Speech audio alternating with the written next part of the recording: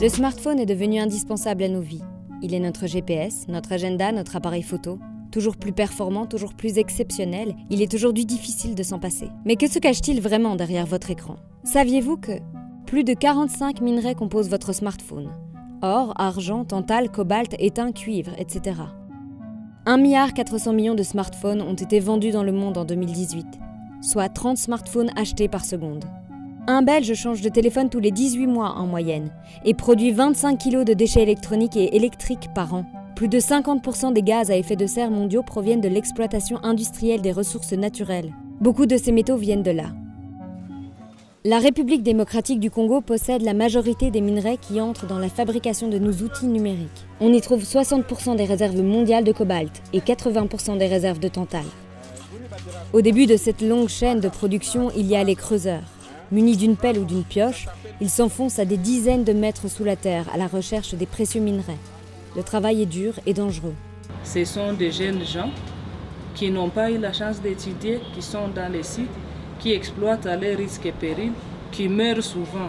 Dès que nous souffrons souvent dans l'appui, voilà que nous arrivons dans les manques. Le manque d'eau, le manque d'oxygène là-bas, on risque de perdre la vie. J'ai mes parents, j'ai mes soeurs, mes grands frères. Et là, je suis en train de le supporter grâce à mon travail que je fais ici. Je ne peux pas compter combien je peux gagner parce que je peux passer tout le mois sans même trouver quelque chose. Les femmes aussi travaillent à la mine. On les appelle les mamans twangeuses. À l'aide de pierres, elles concassent les minerais pour ne garder que la partie de valeur. Elle vit de ces carrés miniers. Elle vient ici, elle passe toute la journée. Peut-être elle va rentrer sans rien amener. Et s'il a quelque chose, c'est tellement minime qu'il ne peut pas supporter toute la famille.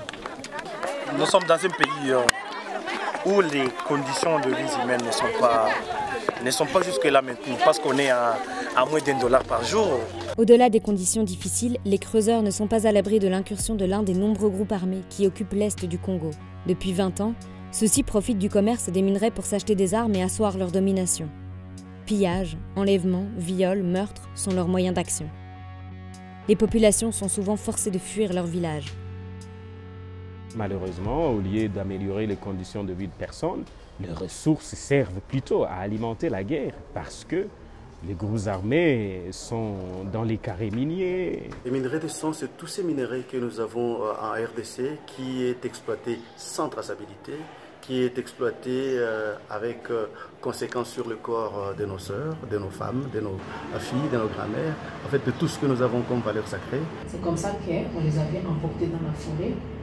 Ils ont fait une semaine là-bas et c'est comme ça qu'on abusait d'elles sexuellement tous les jours pendant une semaine. Donc c'est comme ça que, donc c'est comme si on peut dire que ces rebelles qui se sont partagés les femmes. La matière première qui fabrique presque beaucoup d'appareils numériques et autres électroniques provient d'ici. Ces minerais maudits ne se trouvent pas uniquement dans nos smartphones, mais aussi dans nos tablettes, ordinateurs, machines à café, voitures. Les technologies dites vertes, telles que les éoliennes, les voitures électriques, les panneaux solaires, reposent également sur une utilisation massive de métaux rares non renouvelables. En tout, 2 milliards de tonnes de métaux sont consommées chaque année dans le monde, l'équivalent de 500 tours Eiffel par jour.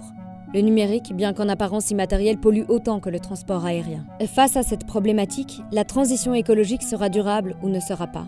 Elle doit être absolument réfléchie au regard de la situation dans les pays producteurs et de la disponibilité limitée des ressources.